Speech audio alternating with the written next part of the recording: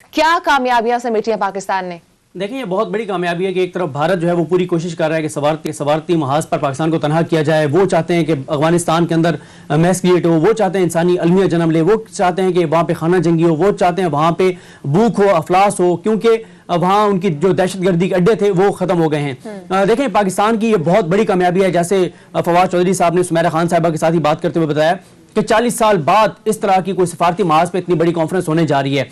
देखें मारिया, ये कोई एकदम नहीं हमें ये कामयाबी मिली। अगर आप पिछले 4-5 माह में देखें तो प्राइम मिनिस्टर पाकिस्तान इमरान खान साहब के आप इंटरव्यूज देखें, उनके बयान देखें, इंटरनेशनल फोरम की उनकी बातचीत देखें, उनके राब्ते देखें, फिर army chief general Qamar Bajwa साहब, उनको भी क्रेडिट देना चाहिए। 100% उनका भी क्रेडिट बनता है कि उन्होंने जब मुलाकातें की, जिस तरह से उन्होंने दुनिया के कई ममालिक के सफीरों से मिले, उनसे बातचीत की और उनको समझाया, उनको बताया कि अफगानिस्तान में मसला क्या है। फिर शाह महमूद कुरैशी साहब को भी क्रेडिट जाता है। शाह महमूद कुरैशी साहब जिस तरह से तगोदो कर रहे हैं, फवाद चौधरी साहब को आप देखें जिस तरह से उन्होंने इंटरनेशनल मीडिया पे इंटरव्यूज दिए, इमरान खान साहब ने आर्टिकल्स लिखे, और फवाद साहब की इसलिए हम तारीफ करते हैं कि फवाद चौधरी ही वो वज़ीर इत्तलात जो हैं वो हैं जो पिछले 3-4 वज़ीर इत्तलात रहे। साहब का सीना होटल में स्टे भी, वो फैज साहब का तो खैर वो जो खासतौर पर जो इंटेलिजेंस चीफ्स आए थे 6-7 ममालिक के, वो बड़ा क्रेडिट था कि वो पाकिस्तान आए और उन्होंने मेजबानी की पाकिस्तान ने। तो ये बहुत से किरदार हैं जिनका ये क्रेडिट है पाकिस्तान की हुकूमत, पाकिस्तान के इदारों का, कि आप देखें कि अब 22 मुल्कों के वज़ीर खारजा, 8 के नुमाइंदगान आ रहे हैं, उनके नुमाइंदे खुसूसी आ रहे हैं, और वो आ रहे हैं पाकिस्तान में। और बात किसके ऊपर होगी? अफगानिस्तान के ऊपर। देखिए, अफगानिस्तान पाकिस्तान के लिए क्यों इंपॉर्टेंट है। खुदा न खास्ता अफगानिस्तान में कोई इशूज होंगे, सबसे ज्यादा मुतासर पाकिस्तान होगा। पहले 40 लाख यहाँ पे अफगान मुहाजिरीन है, 3 लाख इस जो पिछले 3-4 माह में वहां पे हालात हुए, 3-4 लाख अफगानी मजीद पाकिस्तान आ गए हैं जो अफगानिस्तान वापस नहीं गए। फिर आप ये देखें कि डॉलर पाकिस्तान से अफगानिस्तान जा रहा है, यहां से चीजें अफगानिस्तान जा रही हैं। अगर अफगानिस्तान में अमन होगा, पाकिस्तान को फायदा होगा, यहां से पाकिस्तान जो है वो तिजारत कर सकता है बहुत से मुल्कों में, पाकिस्तान के बहुत सारे मंसूबे आगे बढ़ सकते हैं। और अगर अफगानिस्तान में बदअमनी होगी, एक तो वहां पे जो क्राइसिस आएगा, पाकिस्तान नहीं चाहता कि वो हमारे अफगान भाई जो हैं वो पहले 20 साल वो जंगज़दा माहौल में रहे हैं, मजीद भूख अफलास हो, मजीद वहां पे जाने जाएं, वह मजीद उनको जो है वो दुख देखने पड़े। दूसरा, पाकिस्तान को यह भी मसला है कि वहां से लोग यहाँ पे आएंगे, पाकिस्तान की मुईशत मजीद ये चीज बर्दाश्त नहीं कर सकती। इसलिए पाकिस्तान बड़ी कामयाबी यह है कि सिर्फ OIC ममालिक नहीं बल्कि अमेरिका भी आ रहा है, चीन भी आ रहा है, रशिया भी आ रहा है। और ये जो एक तासुर था कि पता नहीं कितनी बड़ी हमारी लड़ाई होगी अफगानिस्तान अमेरिका के साथ, लेकिन अमेरिका आ रहा है, अमेरिका के नुमाइंदे आ रहे हैं। तो पाकिस्तान इस वक्त अगर आप देखें अफगानिस्तान के तनाजुर में पूरी दुनिया की नजरें अब पाकिस्तान पर होंगी, जो 2 रोजा कॉन्फ्रेंस होने जा रही है। और जाहिर है इसमें अफगान तालिबान को तस्लीम करने के हवाले से भी बात किसी न किसी हद तक होगी, क्योंकि एजेंडा जो तर्जमान है दफ्तर खारजा के, उन्होंने यही बताया कि एजेंडा सिर्फ यही है कि मुआशी तौर पे अफगानिस्तान को बचाया जाए। लेकिन ये बहुत बड़ी कामयाबी है और credit goes to prime minister Imran Khan साहब, army chief general Qamar Bajwa साहब, शाह महमूद कुरैशी साहब और उनकी पूरी टीम जो इस सारे अमल में काम कर रही थी। ठीक है, लेकिन यहाँ पर एक और इशू भी है, परसेप्शन अदील हम देख रहे हैं कि बहुत से लोग ये कह रहे हैं कि वजीर आज़म इमरान खान साहब जो अमेरिका की तरफ से डेमोक्रेटिक समिट बुलाई गई थी उसमें शिरकत नहीं की है, तो अब हम जो OIC इजलास बुला रहे हैं उस पर अगर अमेरिका का खुसूसी नुमाइंदा पेश नहीं होता, या अगर होता भी है तो वो किस तरह से डिलीवरेंस हो सकेगी, क्योंकि हम नहीं गए वहां पर डेमोक्रेटिक समिट पर। तो क्या कोई हमारे ताल्लुकात, कोई रिलेशनशिप, कोई डैमेज हो सकते हैं, या उसका कोई इस चीज पर असर पड़ सकता है?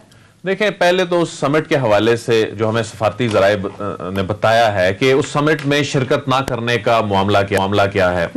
उस समिट में वज़ीर-ए-आज़म इमरान खान साहब को उनके नाम से, यानी इमरान खान साहब को बुलाया गया था। उसमें यह नहीं बुलाया गया था कि पाकिस्तान से कोई भी आ जाए, इसलिए इमरान खान साहब नहीं गए। ये भी बताऊंगा कि इमरान खान साहब क्यों नहीं गए। इमरान खान साहब नहीं गए तो जी शाह महमूद कुरैशी साहब चले जाते, कुछ सेक्रेटरी खारजा चले जाते, कोई और चला जाता, क्योंकि उनका बाय नेम वो इनविटेशन था इस वर्चुअल कॉन्फ्रेंस में।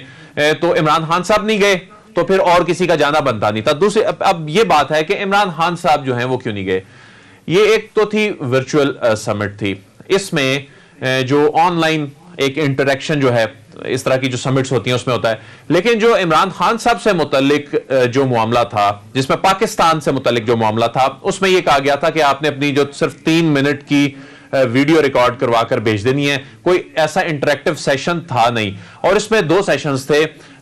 एक सेशन जो था वो जो बाइडन है उन्होंने उस सेशन को ओपन करना था और उसकी सदारत उन्होंने करनी थी, और दूसरा जो उनके जो है वो वजीर खारजा गलत नहीं हो तो यहाँ पे पार्शियल डेमोक्रेसी के फिर उसमें पाकिस्तान को पार्शियल डेमोक्रेसी वाले फहरिस्त में भी डाला गया, फिर चीन को भी मदोनी किया गया। लेकिन इसमें यहां मामला यह था कि लेकिन हमने कहा तो है अदील कि हम किसी ब्लॉक का हिस्सा नहीं बनेंगे, तो कॉन्शियसली या अनकॉन्शियसली हम कहीं ना कहीं किसी ना किसी ब्लॉक का हिस्सा तो बन रहे हैं ना। देखें, अब हमने अगर ब्लॉक का हिस्सा बनना होता तो फिर हम इस तरह अमेरिका को यहां बुलाते। हमने अमेरिका को इनवाइट किया और अमेरिका ने हमारा इनविटेशन एक्सेप्ट किया, वो अपना नुमाइंदा खसूसी भेज रहा है, तो हम तो अफोर्ड भी नहीं कर सकते। ये मैं आपको बता दूं, ये जो शायद अगर कोई ये समझता है ना कि हमको अफोर्ड कर सकते हैं कि अमेरिका के साथ ताल्लुकात खराब करके, ये अफोर्ड भी नहीं किया जा सकता। और पाकिस्तान और अमेरिका की एक शराकतदारी चलती आ रही है, लेकिन ये भी बात नहीं तस्लीम की जा सकती कि हम अमेरिका के कहने पर अब किसी से ताल्लुकात बिगाड़ें या जो है वो ताल्लुकात बनाएं, ऐसा भी नहीं है। हमने अपने जो प्रायोरिटीज हैं उनको देखना है, और चीन के हवाले से, चीन हमारा बहुत बड़ा शराकतदार है हर मामले में, तो उसमें हम ये नहीं कर सकते कि इससे अमेरिका नाराज होगा, तो हम तो ब्लॉक का हिस्सा है ही नहीं है। यही वो वाज़ेह दलील है कि हम किसी ब्लॉक का हिस्सा नहीं है। अब हम किसी की ख्वाहिश पर ना तो हम किसी की जंग में जाएंगे, जिस तरह माजी में ऐसा हुआ, वो भी एक खैर बात है कि वो जंग थी, किसकी जंग थी, क्या मामला था। बहरहाल ये है कि हम वाकई किसी ब्लॉक का हिस्सा नहीं। उसकी सबसे बड़ी दलील ये है जो दो रोज बाद यहां पर जो इतना बड़ा इकट्ठ होने जा रहा है, और जिसमें दुनिया की जो बड़ी ताकतें जो हैं ये पाकिस्तान के इन्विटेशन पे आ रही हैं, और ये भी तासुर जाहिल होता है कि जो ये माहौल बनाया जा रहा है कि अमेरिका शायद इस वक्त पाकिस्तान की जानिब देखना भी नहीं चाहता, ऐसा भी गलत है। वो अपना नुमाइंदा खसूसी भेज रहा है। ठीक है, सो मैं आपसे क्वेश्चन करना चाहूंगी। Basically we people are fail to understand कि इस वक्त अमेरिका की अफगानिस्तान को लेके क्या कंडीशंस हैं, क्या चाह रहा है अमेरिका अफगानिस्तान को लेके, क्या डिमांड्स हैं इस वक्त? अमेरिका इस वक्त कुछ नहीं चाह रहा मारिया, अमेरिका को इस वक्त सिर्फ टाइम चाहिए।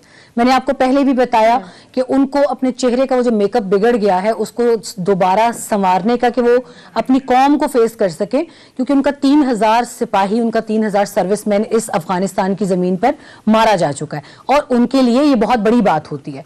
वो किसी चीज की परवाह नहीं करते, लेकिन अपने सर्विस पीपल की करते हैं। वो यहाँ पे उनको सिर्फ टाइम चाहिए। मैंने उसमें आपको एग्जाम्पल दे दिया, अभी पाकिस्तान का जो रिएक्शन था डेमोक्रेसी समिट में ना जाने का, उसमें भी अवाम की तस्हीह के लिए बता दें ताकि कोई और प्रोपेगेंडा ना बने। वेंडी शर्मन का फॉरेन मिनिस्टर, हमारे फॉरेन मिनिस्टर को फॉरेन कॉल आई है, उन्होंने उनको कहा है कि बिल्कुल it is understandable, if you are not there next year it's in person and we are reinviting you. तो ये भी हमारी कौम को पता होना चाहिए कि पाकिस्तान नहीं लेटा किसी के सामने। जो हम पर एक इल्जाम आता है कि पाकिस्तान बहुत खौफ खा रहा है या ये कर रहा है या वो कर रहा है, ऐसा नहीं है। अमेरिका को पाकिस्तान की जरूरत है और ताक़यामत रहेगी। उसकी वजह आपकी जियो स्ट्रेटेजिक लोकेशन है, प्लस आपकी जियो स्ट्रैटेजी, जियो इकोनॉमी, जियो पॉलिटिक्स, ये 3 चीजें मिलकर पाकिस्तान ने अमेरिका की टेबल पर रख दी हैं कि अफगानिस्तान में आप इन तीनों पिलर्स के बगैर नहीं चल सकते। लेकिन अभी वक्त जियो इकोनॉमी का है, जियो स्ट्रैटेजी और जियो पॉलिटिक्स के साथ बाद में देखी जाएगी। I think there are things on board and I am guessing, मेरा एक गेस वर्क है कि आने वाले दिनों में पाक अमेरिका ताल्लुकात जो है वो मजीद बेहतर होने जा रहे हैं। ये बताएं कि जिस तरह मारिया ने भी क्वेश्चन किया कि अमेरिका अफगानिस्तान से, यानी जो उसको रिकॉग्नाइज करने के हवाले से जो इन ममालिक की शराइत क्या हैं, जिसमें एक जो सबसे बड़ी शर्त यह है कि एक इंक्लूसिव गवर्नमेंट जो है वो वहां होनी चाहिए, फिर खवातीन के हवाले से, उनके हकूक के हवाले से, और खासतौर पे जो ये परसेप्शन है कि जी वहां पर बच्चियों को स्कूल जाने नहीं दिया जा रहा। बहुत अच्छा कि आपने हाँ, इस पे जरा बताइएगा। रिकग्निशन का मामला मैंने आपको बताया 5 से 6 महीने के अंदर यही तमाम ममालिक डिफेक्टो से डीजोर रिकग्निशन की तरफ चले जाएंगे। तालिबान की स्कूल वो बच्चियों को इसलिए नहीं भेज रहे, let me tell you very clearly, उनके पास पैसा नहीं है तनख्वाहें देने के लिए। अभी एक बड़ी तादाद पाकिस्तान में है, उन्होंने रिक्वेस्ट की है पाकिस्तान से कि आप अभी हमारे इन मुहाजिरीन को जो वक्ती तौर पर गए हैं ना भेजें, फिलहाल उन्हें वहां पर एटलीस्ट रोटी मिल रही है। यहाँ आप दुनिया को भी ये बताइए प्लीज कि वहां बच्चियां स्कूल जाएंगी, उनको पढ़ाने के लिए क्या असातिज़ा की जरूरत नहीं है? क्या वो असातिज़ा उनसे इन रिटर्न तनख्वाहें नहीं मांगेंगे? कहाँ है उनके पास पैसा? रिकग्निशन के लिए बाकी तमाम तर ममालिक जो ह्यूमन राइट्स का शोर मचा रहे हैं, उसी तरह तालिबान ने उनको इंटरनेट पे ही उनके ही तमाम तर रिकॉर्ड निकाल के दे दिए हैं ह्यूमन राइट्स वायलेशन के, जहां खवातीन को मारा पीटा जा रहा है इतनी बड़ी डेमोक्रेसीज में। अब वो भी सवाल आप नोट करें कि वेस्टर्न मीडिया ने अपना स्क्रीन टाइम अफगानिस्तान के लिए कम कर दिया है, प्रोपेगेंडा 50% से ड्रॉप डाउन पे चला गया है, और पाकिस्तान की जो फैक्ट फाइल्स थी अब वो अपनी जगह पकड़ती हुई नजर आ रही हैं। दिस इज ऑल लाइक आज की ब्रीफिंग में भी आपने बहुत सी बातें सुनी है कि these are part of records, और आने वाले वक्त में अभी OIC में भी जो एक क्लोज ग्रुप होगा वर्किंग उसका, और अभी इस वक्त अगर इस टाइम को हम देखें तो अफगानिस्तान के अंदर जो इस वक्त तालिबान की हुकूमत है उनको क्या स्टेप्स लेने की जरूरत है? उनको मारिया सिर्फ एक स्टेप लेने की जरूरत है कि वो अपने फुट सोल्जर्स को तमीज, तहजीब और वो तालीम और वो तरबियत दे दें जिसका जो उनको मिलती रही है दोहा के ऑफिसेज में। पाकिस्तान में इनमें से अक्सरियत की 20 साल गुजार कर गई है, लेकिन उनका वो फुट सोल्जर जो पहाड़ों से उतर कर आया है, उनको ज्वाइन कर रहा है अफगानिस्तान के मुख्तलिफ हिस्सों से, वो रिजिड है। अगर वो मारपीट करेगा, वो खवातीन को मारेगा, आदमियों को मारेगा, जर्नलिस्ट को मारेगा। वक्त खत्म हो चुका है। बहुत शुक्रिया सुमेरा, अपने प्रोग्राम को टाइम दिया। आप तमाम बाकी चीजें इस इजलास के बाद ही सामने आएंगे।